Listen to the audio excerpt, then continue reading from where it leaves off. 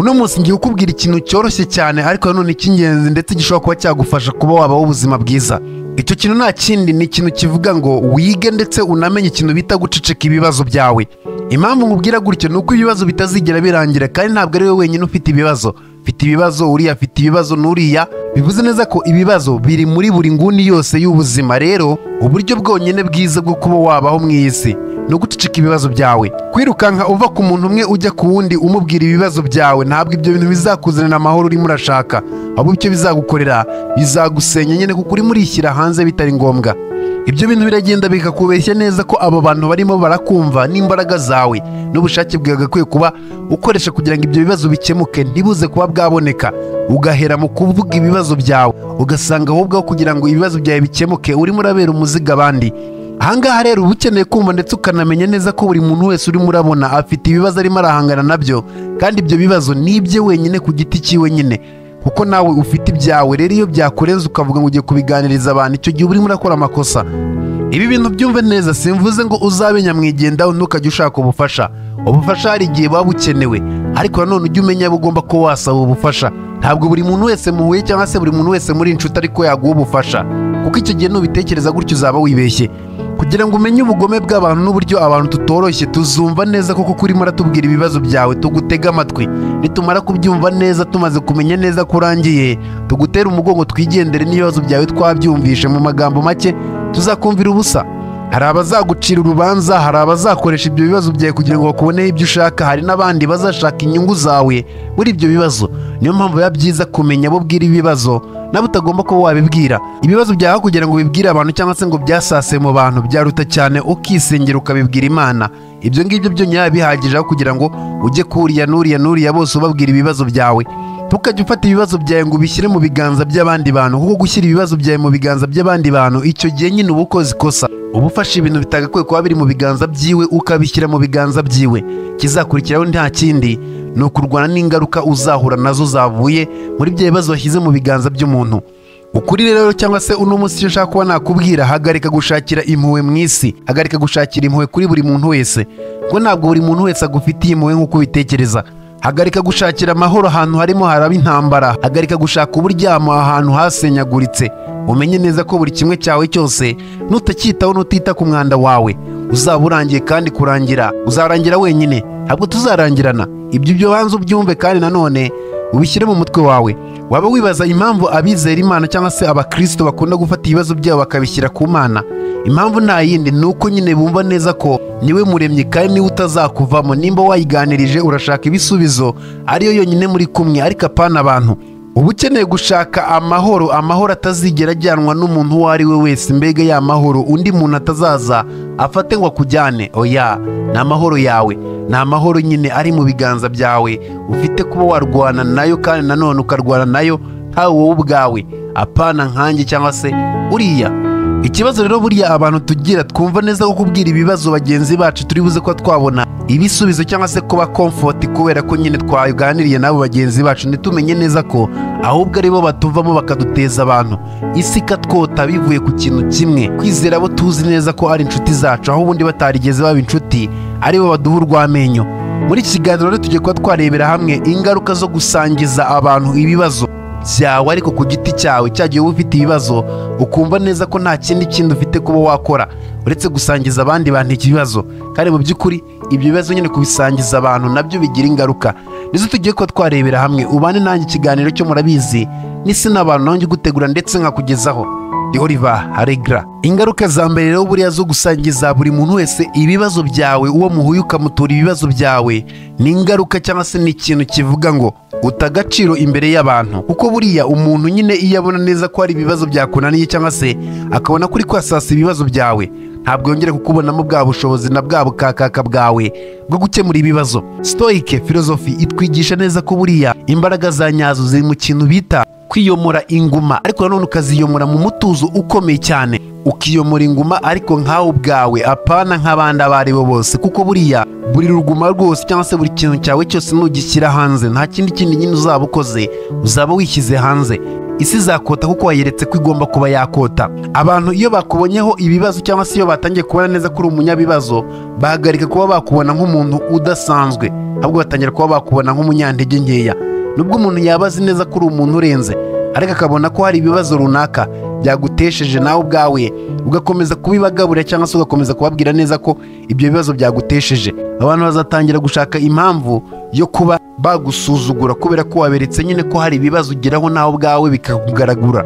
Ibibazo byawe ni ibyawe, ujye umenya neza ko nanone ari wowe ugomba kuba wabyitaho. Icyo kintu ujye ukibuka. Ni hahandi uzajya usanga wa muntu wakubahaga cyangwa se wa wundi wabonaga neza ko akubaha atakikubaha. Kubera iki?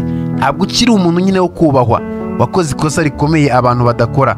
Ikosa ryo gusangiza ibibazo byawe abantu ntabwo ari ikosa wavuga neza ko wakora ngo rikugwe amahoro. Ikintu cya kabiri, ibyo bibazo byawe rero nk'uko nahereye kare mbivuga, abantu bazabikoresha bakurwanya, aribyo bita pragmatisme muri humanisme. Ntabwo buri muntu wese ugutega amatwi ariko aba agufitiye impuhwe. Ntabwo buri muntu wese uzajya ukureba ijisho ryiza ariko agukunda. Ubanza ubyibagirwe. Turimo turabaho ku iyi isi buri muntu wese arimo arareba inyungu ziwe kuruta iz'undi uwo ari we wese.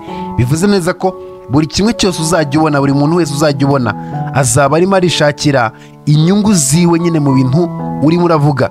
Rero ntukajya ubona abantu bashaka inyungu mu bandi bantu ngo wumve neza ko wowe uri exception, cyangwa se wumve neza ko wowe batazagushakamo inyungu, bazazigushakamo. Ahangaha nuvuga ibibazo byawe niho abantu bazabonera umwanya wo kuvuga intege nkeya zawe, batangire gushaka kukwangiriza ibigwi kugira ngo uzave muri bya bibazo, n'ubundi ntacyo uri buze ko waramira uhita urangira. Rero ikiba gihari hano ni iki? Tuza uceceke ibibazo byawe, uvuga ati ibibazo ni ibyanjye, ngomba kurwana nabyo, nta kindi gigomba kuba cyanyitambika. Ujye ukanguka umenye neza ko nimba ibibazo ari ibyawe, hari abo utagomba kuba wabisangiza, kubera ko kubisangiza ntabwo ari byo bibikemura. Kera nibwo bavugaga ngo urwaye indwara arayirata kugira ngo ayikire, ariko ubu ngubu ntabwo ariko bikimeze, byarahindutse. Ntabwo iki gihe indwara yawe uri buze kuba wayasasa ngo iri buze kuba yakira. Niba udashobora kuba wayitaho cyangwa se nanone ngo ubashe kuba wakivuza wowe nkawe ubwawe, iyo ndwara izaba iturufu. Uzaba uri muributsa abashaka kurya ibyawe ko bagomba kuba babirya, kuko iki gihe nta mbaraga ugifite. Ntuzajya uvuga ibibazo, ujye umenya neza ko urimo uratangaza amatangazo ati nyamaraga nta mbaraga mfite, abari tayari ni murya ibyanjye cyangwa se nimwahuke mu byanjye, bazabyahukamo icyuya kizakurenga.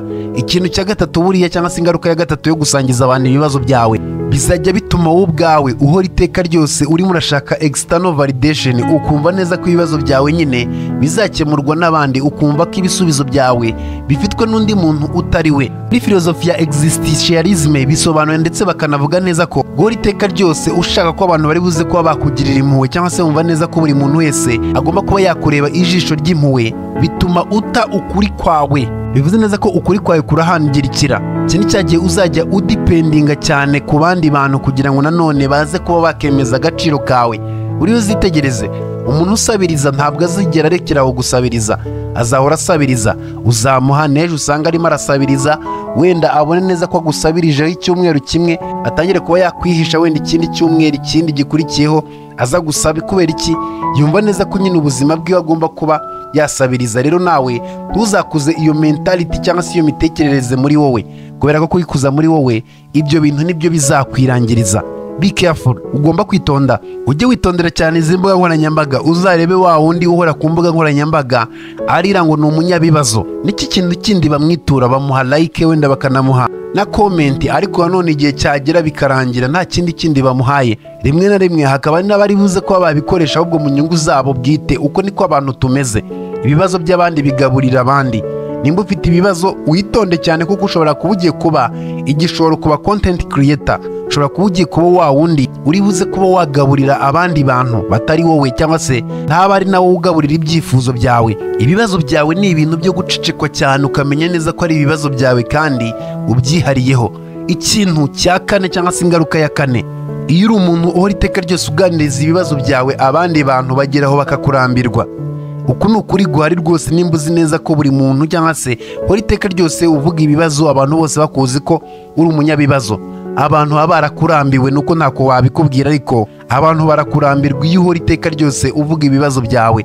Iyo uhora mu kanwa kawe nta kindi kintu gisohoka uretse ibibazo, abantu rwose barakurambirwa. ndagira ngo uzitegereze urebe ya nshuti yawe ihora iteka ryose ikubwira ibibazo cyangwa se ihora iteka ryose izana ibibazo.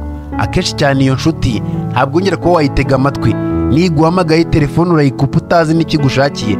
Kubera iki? Urabizi neza ko nyine ari umunyabibazo, nta kindi kintu kizima ashobora kuba yakubwira uretse kugutura ibibazo byiwe byamunaniye. Mbega nyine ibibazo byawe uba ugomba kubishakira balance nkawe ubwawe, apana kumva neza ko ugomba kubinzanamo cyangwa se ukabizanamo undi muntu. Ibibazo byawe nimba byakunaniye ntukumve neza ko ninjye uzabishobora. Ingaruka ya gatanu buriya ukura mu kintu bita gusangiza ibibazo byawe buri muntu wese, bituma iterambere ryawe ridindira. Aristote, umwe mu bafilozofi bakomeye, yizeraga neza ko buriya uburyo bwiza bwo gukemura ibintu cyangwa se bwo kwikura mu bintu wisanzemo ni practice, ni ukwiga ukitoza uburyo ugomba kuba wabyivanamo, nta kindi. Aho ubundi yizeraga ko nimba ugiye kuvugagura ibibazo byawe cyangwa se buri kibazo cyose uhuye nacyo ukumva neza ko ugiye kuvuga icyo kibazo, bizarinda cyangwa se bizatuma utagira discipline yo kwikemurira ibibazo. Kumva neza ko nimba wagize ibibazo, uburyo bwiza bwo kubikemura ni ukugenda ukabwira buri wese ukasasa mufite ibibazo. Uzitegereze urebe buri munyeshuri uhora iteka ryose uvuga ngo nabonye amanota makeya kubera uriya muntu, azahora iteka ryose nyine anagira amanota makeya kuko nyine niko bimeze. Cyangwa se uzarebe wa munyeshuri wumva neza ko atsindwa kubera ko iwabo ari abakene, azahora iteka ryose atsindwa nawe birangira abaye umukene. Kubera iki? Nta mentality afite yo gutekereza ati oya, buri muntu wese aba afite kwikemurira ibibazo no matter what byaba byose. Umurava nibyo ugomba kuba wakora, uba ugomba kubikora nkawe, apana undi uwo ari we wese. Ikintu cya gatandatu, ingaruka ya gatandatu, buriya iyo uri umunyabibazo cyangwa se iteka ryose uvuga ibibazo byawe, ikintu bita mystery kirabura, ugasanga buri muntu wese arakuzi. Kubera iki? Buri kimwe cyose ubona nuko ari bo bakiguha. Ni abantu baba bazi buri ntambwe yose ugiye kuba watera. Nimba ugiye gutera intambwe barabizi kubera ko wabibabwiye. Mbega nyine ugera aho ngaho ukabona nta kintu gifite cyangwa se nta buzima buri prive. Buri kimwe cyose, buri ntambwe yose, buri ibyo ukoze, buri ibyo uvuze, aho ugiye, icyo ugiye gukurikizaho barakizi. Uzitegereze urebe buriya umuyobozi iyo ahora yereka abaturage biwe ko ari umunyabwoba, biza kuba byarangira wa muyobozi atakiri umuyobozi. Kubera iki? Yeretse abantu ibyo badakwiye kuba babona. Ntabwo buri kimwe cyose umuntu afite kuba yakibona. Kubera iki yakibona? Nta mpamvu iri aho ngaho rwose.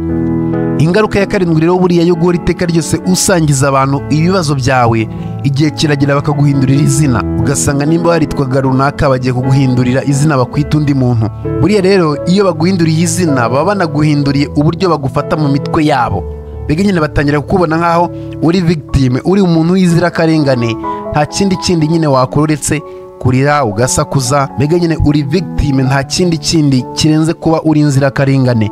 Ibyo bintu ufite kuba wabyirinda cyane. Iyo umuntu yatangiye kukubonamo nyine kuri umuntu w'inzirakarengane, hari ibintu atazigera yemera gukorana nawe. Kubera ko gukorana ibintu nawe arabibona nkaho nyine bitari ngombwa. Gute? Nta muntu n'umwe wifuza kuba hamwe n'umuhombyi. Rero niba ushaka kubona ibintu byinshi, umva neza ko udakwiye kuba waba umuhombyi. Anga ikintu bita kuba umuhombyi. Uzajya unumva umuntu agerageza kubitungutsa, ujye umushushubikanyiriza kure, kubera ko nanone ntabwo ari ikintu cyiza wakabaye witwa. Iyo ubaye umuhombyi, nta muntu n'umwe wifuza gukorana ikintu nawe kigari. Nta kintu kibi nko kuba umuhombyi, kubera ko ubona opportunity ukabona ko yabyara umusaruro, ariko wayiganiriza abantu kubera ko uhora ubabwira ibibazo ntibabyumve, bakavuga ati iyo ni inzara iri kukuvugisha, nta kindi kintu ushobora kuba wakora. Ugasanga agaciro k'ibyo wakora cyangwa se ibyo uzi biburijwemo kubera cya kintu cyo guhora ubwira abantu ibyo batagusabye. Wumva neza ko uri muri isanzura, ariko ntabwo uri muri isanzura, ahubwo uri muri ijugunya mu bintu, mu rwobo bizakugora cyane kuba warwikuramo. Rero be careful, uba ugomba kugenda gake ugatekereza mbere yo gukora ikintu. Uretse ko n'ibyo ngibyo bigora cyane, kuko umuntu uhora iteka ryose avuga ngo ubuzima ntabwo ari bwiza, nta creativity agira. Uzumva umuntu uhora uvuga ati ubuzima ni bubi buragoye, nta na rimwe azigera atekereza gukora ikindi kintu gishyashya, kubera ko najya kugikora aribuka neza ko nyine ubuzima butari bwiza, ahita abyihorera. Ingaruka y'umunani buriya yo kuvuga ibibazo byawe, ukurura abajyanama batari bo, abajyanama babi b'ibinyoma gusa. Socrate niwe wavuze ati buriya ujye wimenya, kubera ko iyo ubwiye ibibazo byawe ukabibwira buri muntu wese, ukura cyangwa se wimvita abagabo cyangwa se nanone abajyanama badafite ubwenge. Abajyanama nabo ubwabo batazi ibyo barimo barajyamo inama. Mbega babandi bazatuma ugira ikintu bita misguide, ugatangira kugendera mu bintu udakwiye kuba wagenderamo. bizagorana cyane ko uzigera ubona umukire cyangwa se umuntu wateye imbere azajya ahura n'ibibazo ngo abibwire buri muntu wese baturanye ngo nuko yahuye n'ibyo bibazo. Azabiceceka. Ntabwo buri muntu wese aba akeneye kumva ibyo bibazo byawe, kubera ko niho abantu bahera bajya kuba bakwitwaraho umwikomo, niho abantu bahera bajya kuba bakurwanya. Uburyo bwiza rero bwo kubyirinda ni uguhisha ibyo bibazo, ukamenya neza ko urimo uranyura muri ibyo bibazo, ukiga uburyo wabikemura, ariko nanone utabishyize mu bantu cyane ngo babyumve, kubera ko icyo abantu bose bumva ntabwo ariko abo bantu bagiha agaciro. Ujye ubyibuka unabimenye gutyo. Ntabwo abantu buri cyose kigiye mu matwi yabo bacyumva ngo banabihe agaciro ngo nuko kiri mu matwi yabo. Ikintu cya 9, buriya kuvuga ibibazo byawe ntabwo biri buze kuba byakomora inguma z'ibibazo byawe. Icyo kintu uzakirebe. Iyo uvuga ibibazo byawe akenshi cyane ntabwo bikemura ibibazo, ahubwo ibibazo byawe bikomeza kuba byabaho, ingoma zawe zikomeza kuba zaba fresh. Rero nimba ukeneye ko ingoma zawe ziri buze kuba zakira, iga guceceka ibibazo byawe ubigumane nkawe. Uzitegereze buriya umugabo cyangwa se umugore ufite ibibazo, wenda nta mugore afite cyangwa se umugore yaramutaye cyangwa se yitabye Imana, hanyuma none akagira ibyo bibazo akabiganiriza buri muntu wese, ntabwo buri muntu wese azamukunda, ahubwo icyo bazakora ni kimwe, bazatangira bamufatirane ku icyo kintu nyine cy'uko arimo arabivuga cyangwa se arabyasasa. Ukeneye ibirenze cyane kuvuga ibibazo byawe kugira ngo ibibazo byawe bikemuke. Ntabwo ukeneye ibibazo byawe buri hamwe, kuko nanone kubivuga buri hamwe ibyo bintu birakwangiza cyane kuruta uko biri buze kuba byagukemurira ibibazo. Uze ubyibuka unabimenye gutyo. Ikintu cya 10 rero ni nacyo cya nyuma tugiye kuba twasoreza, kuvuga ibibazo byawe. Ujye umenya neza ko urimo urabwira abantu uburyo bagomba kuba baguhama agaciro. Ubu urimo urabigisha nyine ubabwira ati mujye mufata gutya, aka niko gaciro kanjye mw'iyi minsi. Rero agaciro kawe buriya kajya kabarirwa cyane mu byo werekana. Niba ushaka gukora ibintu binini bigari, iga kugira ibyo uhisha, iga kutagira ibyo uri buze kuba wavuga, kubera ko kubivuga ntacyo uri buze kuba byakemura, ni ibiri buze kuba byakangiza ibintu gusa. Abantu bagufata uburyo ubiyerekamo. Nimba abantu bereka akababaro gusa, abantu nyine bazabona akababaro nta kindi. Nimba wereka abantu intege nkeya zawe aho ziri, abantu bazagufata nk'umunyantege nkeya. Ntuzereka abantu intege nkeya, witege neza ko ugomba kuba wafatwa nk'umunyembaraga kandi werekanye intege nkeya zawe. Ujye wiga ko akababaro kawe n'ububabare bwawe ugomba kuba warwana nabyo, ukabitsinda cyangwa se bikagutsinda. Umurwano wawe cyangwa se ibyo urimo urarwana nabyo ni ibyawe, ntabwo ari iby'undi uwo ari we wese. Abagabo babiri buriya babuze akazi, hanyuma bamaze kuba babura akazi, umugabo umwe akomeza kuba yasangiza bagenzi biwe uburyo rwose asafarinze cyane, uburyo kubaho nta kazi afite, ubuzima bwe burangiye, mu gihe undi wehe yagiye arituriza, atangira kuba yakora ibyo akora yituriza, ashaka kandi kazi ariko nanone yiturije. Nyuma na nyuma wa undi wari witurije yaje kuba yabona kandi kazi keza cyane, kuko nyine ntabwo yigeze asangiza abantu buri kimwe cyose kimwerekeyeho, kubera ko yamenye neza ko demo ubwira abantu byinshi bikwerekeyeho, niko ba bantu batangira kuba babona impamvu zo kukurwanya. Icyo kintu cyumva rero ujye wicecekera, umenye neza ko ibyawe ni ibyawe, kandi nanone uba ugomba gukora icyo ugomba gukora mu gihe ugomba kuba wagikorera. Tukajya wumva neza ko gusangiza abantu ibintu byawe bituma abantu bagukunda. Ntabwo bagukunda, ahubwo barakwanga cyane. Mwakoze cyane rero kubana nanjye. Ikiganiro ni Sina Abantu. Ciao, hasta la vista.